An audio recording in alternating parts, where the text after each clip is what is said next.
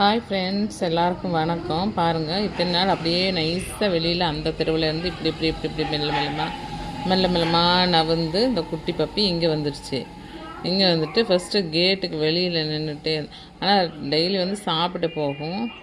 ஆனால் இன்றைக்கி என்ன பண்ணிடுச்சு, வீட்டுக்குள்ளேயே வந்துடுச்சு. லைட்டாக மழை பெஞ்சுனா சரி பாவம் மழையில் நனையுதே அப்படின்னு சொல்லிட்டு கொஞ்சம் விட்டதுக்கு வந்துட்டு இந்த மற்ற பப்பீஸ் எல்லாத்தையும் போட்டு எப்படி கடிக்குதுன்னு பாருங்கள்.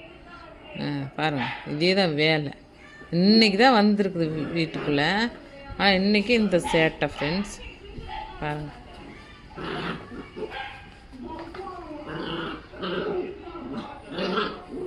இதுவும் பெண்குட்டி, அதுவும் பெண்குட்டி தான், ரெண்டுமே.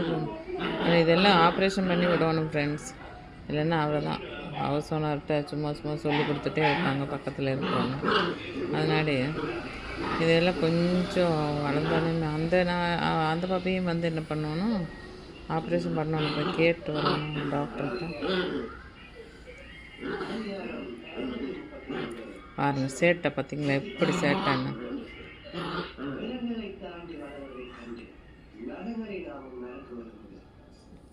இங்கே ஒரு ஆள் பாருங்க, என் பக்கத்துலேயே தான் எப்போவுமே. ராஜா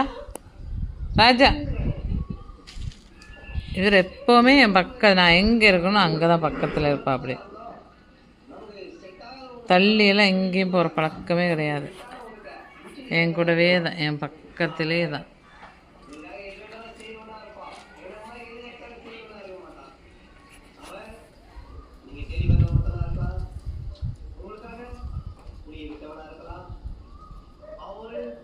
ஏய் ஓய் சேட்டை,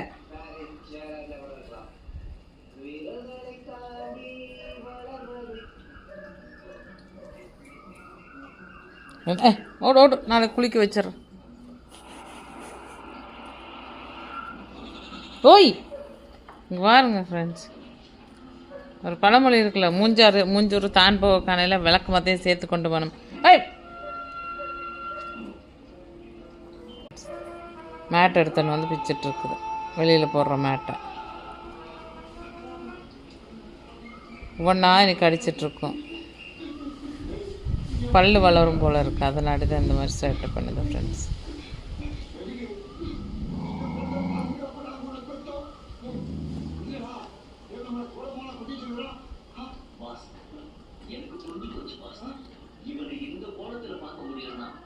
பாருங்க, இதே தான் வேலை.